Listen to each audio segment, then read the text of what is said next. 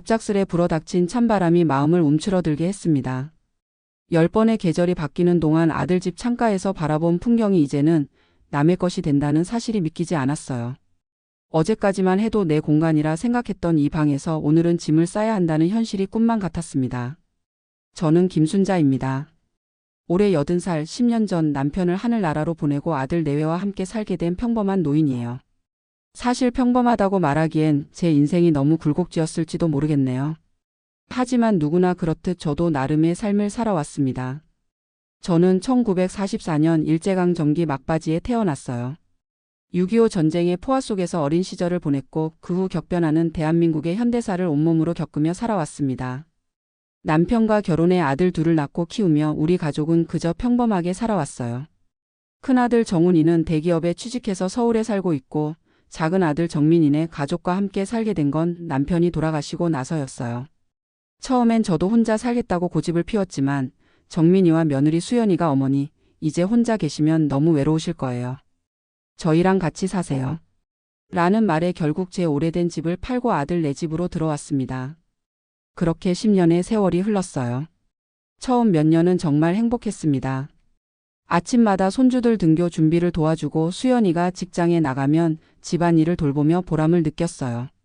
손주들이 학교에서 돌아오면 간식을 챙겨주고 숙제도 봐주고 정민이와 수연이가 야근할 때면 저녁 식사도 준비해 두었죠. 모두가 행복한 시간이었어요. 하지만 세월이 흐르면서 조금씩 변화가 찾아왔습니다. 어머니, 오늘은 제가 요리할게요. 어머니는 쉬세요. 처음엔 며느리의 그 말이 고마웠어요. 하지만 점차 주방에서 설 자리가 사라져갔습니다. 요리뿐만이 아니었어요. 집안일도 손주들 돌보는 일도 점점 저한테 맡기지 않더라고요. 어머니, 요즘은 교육 방식이 달라졌어요. 아이들 공부는 제가 봐줄게요. 손주들도 커가면서 할머니보다는 친구들, 스마트폰과 더 많은 시간을 보내게 되었고 대화도 줄어들었어요. 그건 이해했습니다. 아이들이 크는 건 자연스러운 일이니까요. 그러다 3년 전 제 몸에 이상이 생겼어요. 갑자기 화장실에서 쓰러진 거예요.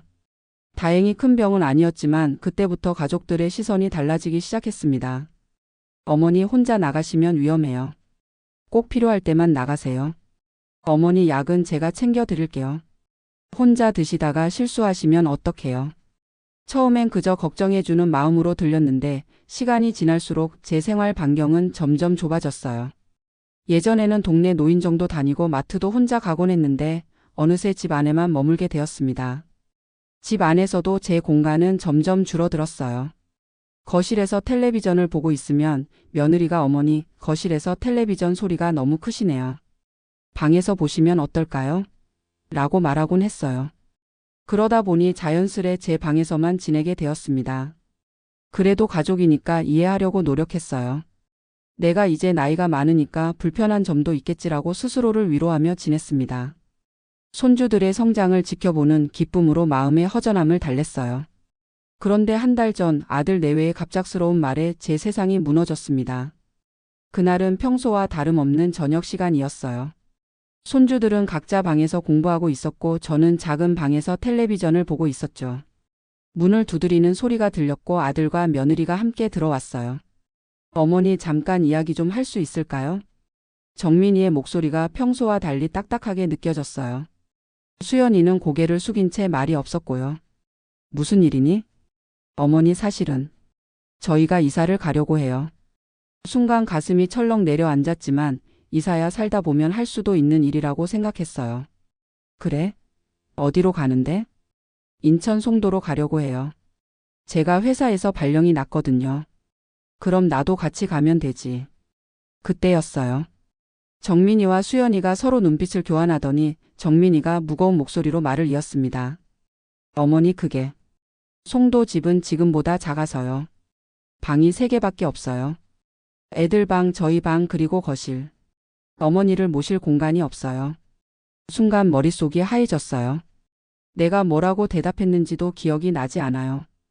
다만 수연이가 눈물을 글썽이며 어머니, 정말 죄송해요. 하지만 이제 큰 집에 가시는 게 어떨까요? 정훈 오빠도 좋다고 했어요. 라고 말했던 것만 기억납니다. 그날 이후로 제 마음은 산산조각이 났어요. 10년 동안 같이 살며 가족이라고 생각했는데 이제 와서 모실 공간이 없다니요. 제가 그렇게 부담스러운 존재였을까요? 큰아들 정훈이에게 전화가 왔습니다. 동생에게서 연락을 받았다며 자기 집으로 오라고 하더군요. 하지만 저는 거절했어요. 정훈이네 가족도 각자의 생활이 있는데 갑자기 노인네가 들어가면 똑같은 일이 반복될 것 같았거든요. 그래서 결심했습니다. 제 힘으로 살아보기로요. 남편이 남겨준 국민연금이 매달 45만 원 정도 나오고 다행히 제가 아들 집으로 들어올 때 집을 판 돈 일부를 적금에 넣어둔 게 있었어요. 10년 동안 거의 손대지 않은 돈이라 그대로 있었죠. 그 돈이면 작은 월세방이라도 구할 수 있을 것 같았어요. 아들 내외에겐 아직 제 결정을 말하지 않았어요. 그저 알았다고만 대답했죠. 그들은 제가 큰아들 집으로 갈 거라고 생각하는 것 같았어요. 몰래 부동산 앱을 다운받아 근처 월세방을 알아보기 시작했습니다. 요즘은 집값이 너무 비싸서 제 형편으로는 감당하기 어려웠지만 그래도 찾다 보면 나이 든 사람이 살 만한 곳이 있겠지 싶었어요. 며칠을 검색한 끝에 근처 다세대 주택 반지하 원룸을 찾았습니다. 보증금 500만 원에 월세 35만 원. 제 연금으로 생활하면 빠듯하겠지만 먹을 것을 아끼면 어떻게든 살 수 있을 것 같았어요. 주인에게 연락해서 집을 보러 갔어요. 햇빛이 잘 들지 않는 작은 방이었지만 혼자 지내기엔 충분했습니다. 화장실과 부엌도 딸려 있었고요. 집주인은 처음에 제 나이를 듣고 망설이는 듯 했지만 3개월치 월세를 선불로 주겠다고 하니 계약하자고 했어요. 계약을 마치고 나오는 길 갑자기 눈물이 쏟아졌습니다. 80년을 살아오면서 이렇게 막막했던 적이 있었나 싶을 정도로요. 하지만 빨리 눈물을 닦고 집으로 돌아왔어요. 아직 아들 내외에게 말하지 않았으니까요. 그리고 어제 드디어 용기를 내서 아들 내외에게 제 결정을 말했습니다. 정민아, 수연아. 나 이야기가 있어. 저녁 식사 후 모두가 모인 자리에서 제가 말을 꺼냈어요. 어머니, 무슨 말씀이세요? 나 집 구했다. 순간 아들과 며느리의 얼굴이 굳어졌어요. 네? 어디에요? 여기서 버스로 15분 거리에 있는 다세대 주택. 이미 계약금도 걸었어. 어머니, 갑자기 무슨 말씀이세요? 형님 댁에 가시는 거 아니었어요? 수연이의 목소리가 떨렸어요. 아니, 난 혼자 살 거야. 내 능력껏. 정민이가 당황한 표정으로 말했어요. 어머니, 그러지 마세요. 댁이 어디라고 계약까지 하셨어요? 취소하세요. 그리고 형님 댁으로 가시면 돼요.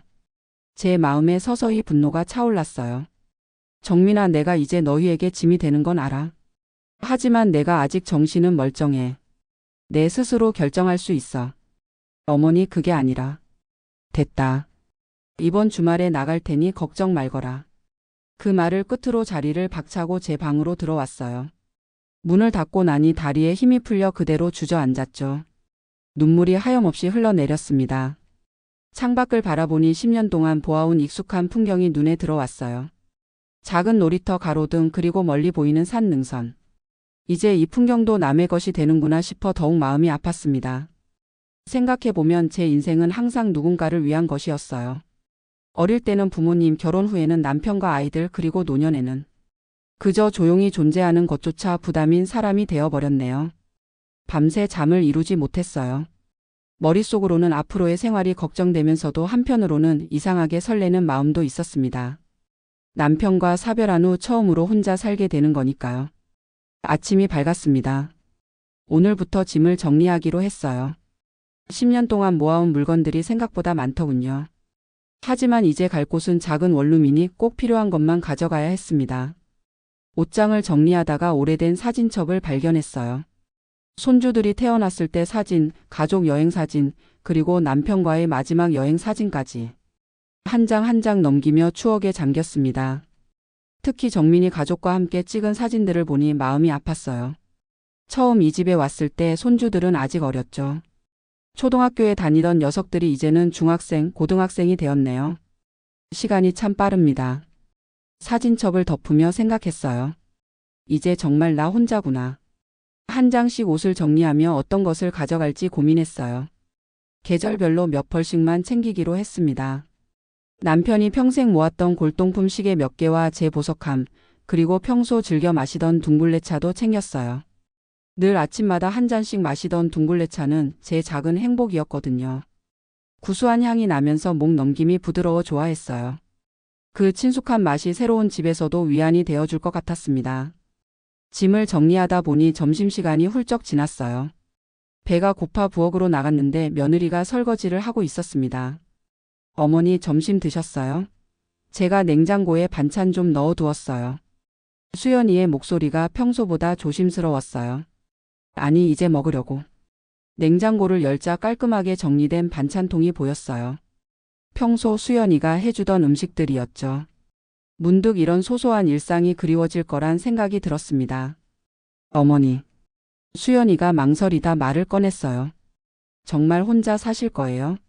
정훈 오빠네도 좋다고 했는데. 수연아, 걱정 마. 내가 아직 혼자 살 수 있어.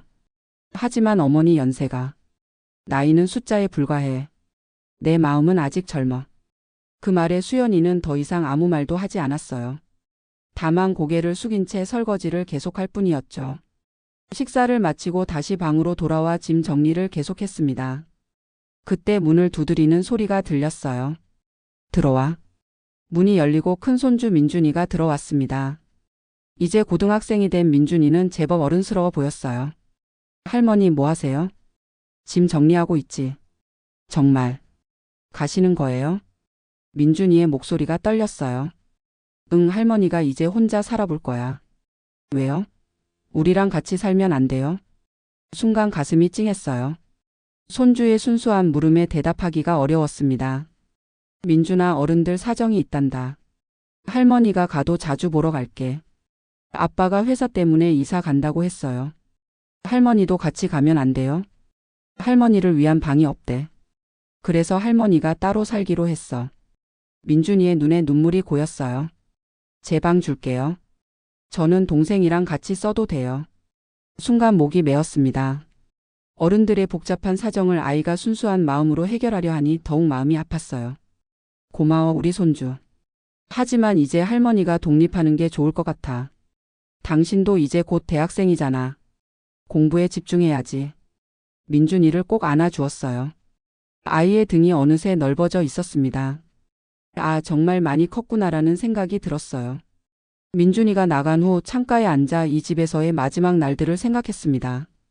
10년이라는 세월이 주마등처럼 스쳐 지나갔어요. 처음 이 집에 왔을 때의 설렘, 손주들과 보낸 즐거운 시간들, 그리고 조금씩 멀어져 가는 가족들 사이에서 느꼈던 소외감까지. 모든 것이 제 인생의 한 조각이었습니다. 문득 새로운 집에서의 생활이 걱정되기 시작했어요. 혼자서 장을 볼 수 있을까? 몸이 아프면 어떻게 하지? 여러 걱정이 물밀듯이 밀려왔습니다. 하지만 이내 마음을 다잡았어요. 내가 80년을 살아왔는데 이 정도는 할 수 있어. 스스로에게 용기를 주며 다시 짐 정리에 집중했습니다. 저녁이 되었어요. 오늘따라 식탁에 모인 가족들의 얼굴이 무거워 보였습니다. 아무도 먼저 말을 꺼내지 않았어요. 식사를 마치고 정민이가 조심스럽게 입을 열었습니다. 어머니, 정말 혼자 사시는 게 맞으세요? 그래, 내 결정이야. 어떤 집인지 저희가 볼 수 있을까요? 혹시 위험한 곳은 아닌지 확인하고 싶어서요. 순간 화가 치밀어 올랐지만 꾹 참았어요. 필요 없다. 내가 봐서 괜찮은 곳이야. 하지만 어머니, 요즘 사기도 많고. 정민아, 난 내 어머니야. 이 나이까지 살아오면서 그 정도 판단은 할 수 있어. 정민이가 당황한 표정으로 수연이를 바라봤어요. 수연이가 나서서 말했습니다. 어머니, 저희가 걱정돼서 그래요. 제발 한 번만 보여주세요. 그리고 필요한 거 있으시면 저희가 도와드릴게요. 잠시 고민하다가 결국 동의했어요. 어차피 곧 알게 될 테니까요. 알았다. 내일 같이 가보자. 그렇게 정민이네 가족과 함께 새 집을 보러 가기로 했습니다. 속으로는 걱정이 되었어요. 분명 반지하 원룸이 마음에 들지 않을 테니까요. 다음 날 아침 정민이와 수연이 그리고 손주들까지 모두 함께 새 집을 보러 갔어요. 주소를 알려주자 정민이가 내비게이션을 켰습니다. 15분 정도 차를 타고 가니 다세대 주택이 밀집한 골목에 도착했어요. 어제 방문했던 집 앞에 차를 세우고 모두 내렸습니다. 어머니, 여기인가요? 정민이의 목소리에서 걱정이 묻어났어요. 그래, 여기야. 집주인에게 미리 연락해서 열쇠를 받아두었기 때문에 바로 들어갈 수 있었어요. 문을 열자 어둡고 습한 공기가 느껴졌습니다. 어머니. 수연이가 충격받은 표정으로 방 안을 둘러보았어요. 창문이 작아 햇빛이 거의 들어오지 않았고 벽지는 오래되어 군데군데 얼룩이 있었습니다. 방이 너무 습하고 어두워요. 여기서 어떻게 사세요? 정민이가 걱정스러운 목소리로 말했어요. 괜찮아.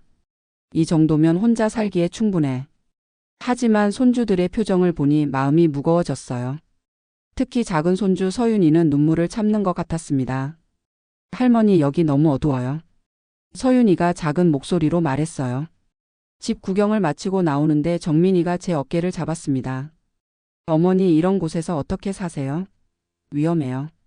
정민아, 내가 지금 선택할 수 있는 건 이게 전부야. 그래도 이런 곳은. 그때 수연이가 정민이의 팔을 잡고 잠시 떨어져서 이야기를 나눴어요. 무슨 말을 했는지는 모르겠지만 잠시 후 정민이가 다시 다가왔습니다. 어머니, 우리 집에서 더 계시면 안 될까요? 저희가 이사 가는 날짜를 조금 미룰 수 있어요. 그 말에 고개를 저었어요. 아니, 이제 결정했어. 내일 이사할 거야. 돌아오는 차 안은 무거운 침묵으로 가득했습니다. 저는 창밖으로 흘러가는 풍경을 바라보며 생각에 잠겼어요. 정말 내가 잘하는 걸까? 혼자 살 수 있을까? 하는 불안감이 엄습했지만 이미 결정한 일이었습니다. 집에 돌아와서도 모두 말이 없었어요. 각자의 방으로 들어가 버렸죠. 저도 내일 있을 이사를 위해 마지막 짐 정리를 했습니다. 밤이 깊어 모두 잠든 시간 문득 화장실에 가고 싶어 방을 나섰어요. 부엌을 지나가는데 불빛이 보였습니다. 조심스레 다가가 보니 정민이가 혼자 소주를 마시고 있었어요. 정민아, 왜 안 자고?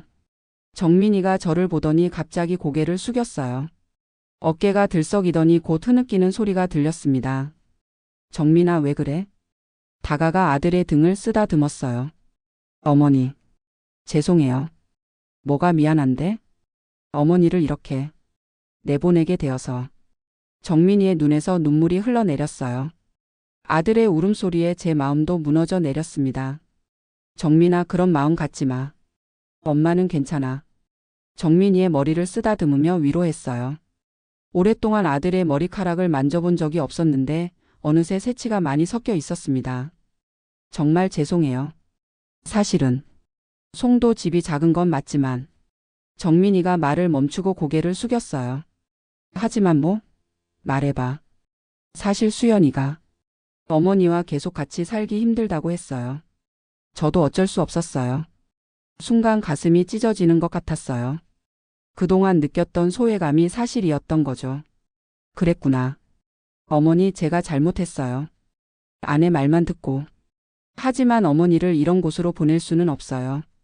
정민이가 흐느끼며 말했어요. 정민아, 괜찮아. 엄마는 이해해.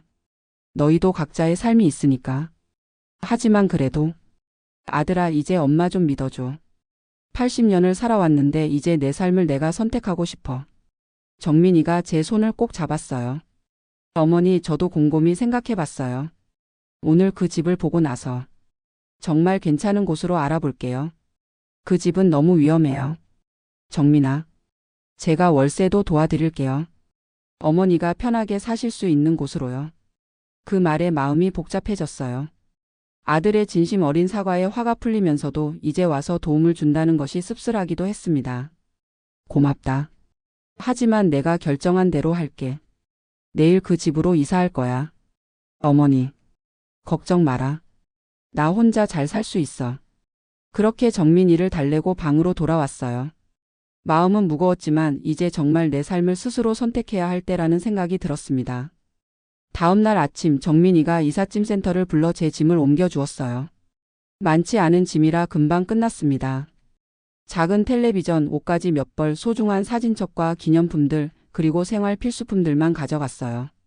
이사를 마치고 정민이 가족과 작별 인사를 나눴습니다. 손주들이 눈물을 글썽이며 저를 안아주었어요. 할머니, 자주 놀러 올게요. 민준이가 말했어요. 그래, 할머니도 보고 싶을 거야. 서윤이는 그냥 울기만 했어요. 아이의 등을 쓰다듬으며 마음을 달랬습니다. 수연이는 눈을 마주치지 못하고 고개를 숙인 채 있었어요. 마지막으로 정민이가 다가와 저를 꼭 안아주었습니다. 어머니 정말 죄송해요. 자주 찾아뵐게요. 그래 아들. 잘 지내. 그렇게 10년 동안 살았던 집을 떠나왔습니다. 새 집으로 들어서니 낯설고 어두운 공간이 저를 맞았어요. 창문이 작아 햇빛이 잘 들어오지 않았고 곰팡이 냄새가 희미하게 느껴졌습니다. 짐을 풀고 방을 정리하면서 문득 이게 정말 제 선택이 맞는지 불안해졌어요. 하지만 이내 마음을 다잡았습니다. 이제 새 출발이야. 내 인생의 마지막 장을 나답게 살아보자. 그날 밤 낯선 침대에 누워 천장을 바라보며 여러 생각이 교차했어요. 가족과 함께했던 따뜻한 시간들, 조금씩 소외되어 가는 느낌, 그리고 이제 완전히 혼자가 된 현실. 모든 것이 꿈만 같았습니다. 이상하게도 두려움보다는 기대감이 컸어요. 내 생애 처음으로 완전히 자유로운 삶을 살게 된 것이니까요. 남편을 위한 아내도 아이들을 위한 어머니도 손주를 위한 할머니도 아닌 그저 김순자로서의 삶을 살게 된 것입니다. 다음 날 아침 일찍 일어나 커튼을 열었어요. 비록 창문이 작아 햇빛이 많이 들어오지는 않았지만 그래도 새로운 하루가 시작되었음을 느낄 수 있었습니다. 간단한 아침 식사를 준비하며 오늘 할 일을 계획했어요. 우선 근처 슈퍼마켓을 둘러보고 동네 구경도 해야 했습니다. 새로운 환경에 적응하는 것이 첫 번째 과제였죠. 식사를 마치고 집을 나섰어요. 생각보다 날씨가 좋아서 기분이 한결 나아졌습니다. 천천히 걸으며 동네를 살폈어요.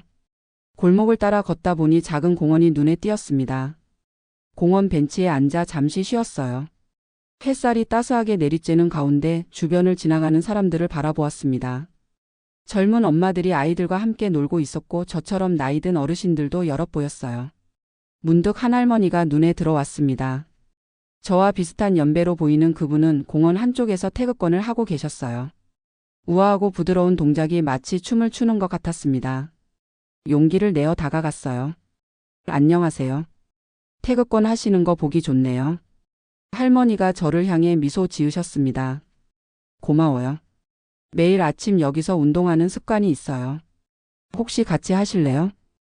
저는 해본 적이 없어서. 괜찮아요. 천천히 따라하면 되니까요. 제 이름은 박정희예요. 김순자라고 합니다. 이 동네에 막 이사 왔어요. 그렇게 저는 박정희 할머니와 함께 태극권을 배우기 시작했습니다. 처음에는 어색했지만 차츰 동작에 익숙해지니 몸이 가벼워지는 느낌이었어요.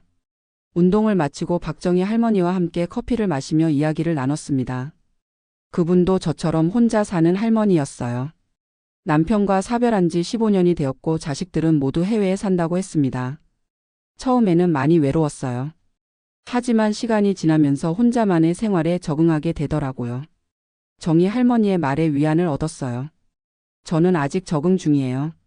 10년 동안 아들 집에서 살다가 어제 이사 나왔거든요. 그랬군요. 처음엔 힘들겠지만 곧 익숙해질 거예요. 저희 노인정에 한번 놀러 오세요. 좋은 분들 많아요. 정희 할머니의 초대에 고마웠어요. 새로운 인연의 시작이 기대되었습니다. 집으로 돌아오는 길에 슈퍼마켓에 들러 장을 봤어요. 혼자 먹을 양으로 채소안만 구입했습니다. 계산대에서 지갑을 열었는데 문득 돈이 얼마 남지 않았다는 것을 깨달았어요.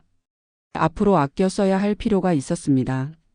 집에 돌아와 장을 정리하고 점심을 먹은 뒤 잠시 TV를 보며 휴식을 취했어요. 오후에는 정희 할머니가 알려준 노인정을 찾아가기로 했습니다. 노인정은 생각보다 가까웠어요. 걸어서 10분 정도 거리였습니다. 조심스레 문을 열고 들어가니 여러 어르신들이 모여 이야기를 나누고 계셨어요. 안녕하세요. 제가 인사를 하자 모두 저를 바라보았습니다. 어서 오세요. 새로 오신 분이신가요? 한 할아버지가 친절하게 맞아주셨어요. 네, 이 동네에 어제 이사 왔어요. 김순자라고 합니다. 어서 오세요. 저는 이 노인정 회장을 맡고 있는 김영호입니다. 김영호 회장님이 저를 다른 어르신들에게 소개해 주셨어요. 모두 반갑게 맞아주셔서 금방 편안함을 느꼈습니다. 그날부터 저는 매일 아침 공원에서 정희 할머니와 태극권을 하고 오후에는 노인정에 들러 사람들과 교류하며 새로운 일상을 만들어갔어요. 일주일이 지났을 때 정민이에게서 전화가 왔습니다. 어머니 잘 지내고 계세요? 응, 너무 걱정하지 마. 엄마는 잘 지내고 있어. 가끔 찾아뵈어도 될까요? 그래, 언제든지 와. 그날 오후 정민이가 혼자 찾아왔어요. 집 안을 둘러보더니 놀란 표정을 지었습니다. 어머니, 집이 많이 바뀌었네요. 제가 일주일 동안 집을 정리하고 꾸민 덕분에 처음보다 훨씬 밝고 아늑해 보였거든요. 작은 화분도 놓고 벽에는 손주들 사진도 붙였습니다. 그래, 나름대로 꾸며봤어. 정말 대단하세요. 혼자서 이렇게. 정민이가 감탄하는 모습에 뿌듯했어요. 어머니, 사실 제가 온 이유가 있어요. 뭔데? 사실 이사 계획이 취소됐어요. 응? 왜? 회사에서 갑자기 발령이 취소됐어요. 그래서 어머니께서 원하신다면 다시 저희 집으로 오셔도 돼요. 순간 가슴이 철렁 내려앉았어요. 정민이의 제안에 어떻게 대답해야 할지 몰랐습니다. 한편으로는 가족과 다시 함께 살 수 있다는 기쁨이 있었지만 다른 한편으로는 이제 막 시작한 저만의 삶을 포기해야 한다는 아쉬움도 있었죠. 어머니? 제 침묵에 정민이가 조심스레 불렀어요. 정민아, 고맙다. 하지만 엄마는 이제 여기서 살기로 했어. 정민이가 놀란 눈으로 저를 바라봤어요. 정말요? 이 좁은 집에서. 좁아도 내 집이야. 이제 내 마음대로 살 수 있어서 좋아. 하지만 어머니, 위험할 수도 있잖아요. 걱정 마. 엄마가 이제 새 친구들도 생겼고 매일 운동도 하고 있어. 오히려 더 건강해진 것 같아. 정민이는 더 이상 뭐라 말하지 못했어요. 그저 복잡한 표정으로 저를 바라볼 뿐이었습니다. 아들아, 자주 놀러와. 손주들도 데리고. 네, 어머니. 그렇게 정민이는 돌아갔고 저는 다시 혼자가 되었습니다. 하지만 이번에는 외롭지 않았어요. 이제 제 삶을 스스로 선택하고 즐기는 법을 배우고 있었으니까요. 다음 날 아침, 평소처럼 공원에서 정희 할머니와 태극권을 하고 있는데 그분이 문득 물으셨어요. 순자 씨, 혹시 우리 동아리에 같이 할래요? 동아리요? 네, 우리 같은 나이대 할머니들이 모여서 합창을 해요. 재미있어요. 합창이라. 예전에 노래 부르는 걸 좋아했던 기억이 떠올랐어요. 결혼하고 아이들 키우느라 잊고 살았던 취미였죠. 한번 해볼게요. 그날 오후 정희 할머니를 따라 근처 복지관으로 갔어요. 그곳에서 실버 하모니라는 합창 동아리를 만났습니다. 모두 60대에서 80대까지 다양한 연령대의 할머니, 할아버지들이었어요. 처음에는 부끄러워서 목소리를 제대로 내지 못했지만 모두가 따뜻하게 격려해 주셔서 점차 자신감을 얻었습니다. 노래를 부르는 동안 마음이 가벼워지는 느낌이었어요. 합창 연습이 끝난 후 동아리 회원들과 함께 차를 마시며 이야기를 나눴습니다. 모두 저처럼 각자의 사연을 가진 분들이었어요. 남편과 사별한 분, 자식들과 멀리 떨어져 사는 분, 심지어 자식이 없어 평생 혼자 사신 분도 계셨죠. 그분들의 이야기를 들으며 제 상황이 그리 특별하지 않다는 것을 깨달았어요. 누구나 나이가 들면 외로움과 싸우게 되는 것이고 중요한 것은 그 싸움에서 어떻게 자신만의 행복을 찾느냐는 것이었습니다. 그날부터 저는 주 2회 합창 연습에 참여하게 되었어요. 노래를 부르는 동안은 모든 걱정을 잊을 수 있었습니다. 가족에 대한 그리움, 앞으로의 삶에 대한 불안, 모든 것이 노래 속에 녹아들었어요. 한 달이 지난 어느 날 합창단 지휘자이신 박 선생님이 중요한 소식을 전했습니다. 여러분, 좋은 소식이 있어요. 다음 달에 구청에서 주최하는 실버 페스티벌에 우리 합창단이 초청받았습니다. 모두가 환호했어요. 저도 처음으로 무대에 설 생각에 설레었습니다. 그날 집에 돌아와 정민이에게 전화했어요. 정민아, 나 좋은 소식이 있어. 네, 어머니. 무슨 일이세요? 다음 달에 구청에서 하는 축제에 내가 속한 합창단이 공연한대. 너희도 보러 올래? 합창단이요? 어머니, 합창을 하세요? 정민이의 놀란 목소리가 전화기 너머로 들렸어요. 응, 한 달 전부터 시작했어. 재미있더라고. 정말 대단하세요. 물론 가족 모두 보러 갈게요. 날짜가 언제예요? 날짜를 알려주고 전화를 끊은 후 마음이 뿌듯했습니다. 이제 제 아들이 놀라게 할 만한 일을 하고 있다는 것이 자랑스러웠어요. 페스티벌 준비를 위해 합창단은 더욱 열심히 연습했습니다. 저도 집에서 혼자 노래를 부르며 파트를 외웠어요. 오랜만에 목표를 가지고 무언가에 몰두하는 느낌이 좋았습니다. 페스티벌 당일 가족들이 공연장을 찾아왔어요. 정민이 가족뿐만 아니라 큰아들 정훈이 가족도 함께 왔습니다. 모두 저를 응원하기 위해 멀리서 온 것이었죠. 무대 뒤에서 대기하며 가족들을 발견했을 때 가슴이 벅차 올랐어요. 특히 손주들이 할머니 파이팅이라고 쓴 팻말을 들고 있는 모습이 너무 귀여웠습니다. 드디어 우리 차례가 되었어요. 긴장되는 마음으로 무대에 올랐습니다. 조명이 밝게 빛나는 가운데 박 선생님의 지휘에 맞춰 노래를 시작했어요. 보리밭이라는 노래였는데 제가 어릴 때부터 좋아하던 곡이었습니다. 노래를 부르는 동안 여러 감정이 교차했어요. 기쁨, 설렘, 그리고 자부심. 80년을 살아오면서 이런 느낌은 처음이었습니다. 공연이 끝나고 관객들의 뜨거운 박수를 받았어요. 무대에서 내려와 가족들을 만났을 때 손주들이 달려와 저를 안아주었습니다. 할머니 정말 멋졌어요. 서윤이가 기쁘게 말했어요. 우와, 할머니가 이렇게 노래를 잘 하시는 줄 몰랐어요. 민준이도 감탄했습니다. 정민이와 정훈이도 놀란 표정으로 저를 바라봤어요. 어머니 정말 대단하세요. 이렇게 활기차신 모습은 처음 봐요. 정훈이가 말했어요. 그래? 사실 나도 이런 내 모습이 새롭게 느껴져. 그날 저녁 가족들과 함께 오랜만에 외식을 했습니다. 식사하는 동안 제 새로운 생활에 대해 이야기했어요. 태극권 합창단 그리고 노인정에서 만난 새 친구들까지. 어머니 혼자 사시는 게 걱정됐는데 오히려 더 행복해 보이세요. 정민이가 말했어요. 그래, 처음에는 두렵기도 했지만 이제는 내 삶이 즐거워. 매일 새로운 것을 배우고 경험하는 게 행복해. 죄송해요, 어머니.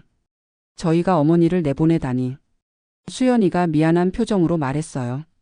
괜찮아, 수연아. 오히려 고마워. 덕분에 내가 이렇게 새 삶을 찾았잖아. 그 말에 모두가 놀란 눈으로 저를 바라봤어요. 하지만 진심이었습니다. 만약 그때 아들 집에서 나오지 않았다면 저는 여전히 구석에 처박혀 소외감을 느끼며 살고 있었을 테니까요. 그날 이후로 가족들과의 관계도 달라졌어요. 이제 그들은 제가 불쌍한 노인이 아니라 자신만의 삶을 살아가는 한 사람으로 존중해주기 시작했습니다. 주말마다 번갈아 방문하거나 전화를 해오며 관심을 보였고 저도 그들의 삶을 응원해 주었어요. 6개월이 지난 지금 저는 제 작은 집에서 행복한 나날을 보내고 있습니다. 여전히 매일 아침 태극권을 하고 주 2회 합창 연습에 참여하며 때로는 노인정 친구들과 소소한 여행도 다녀옵니다.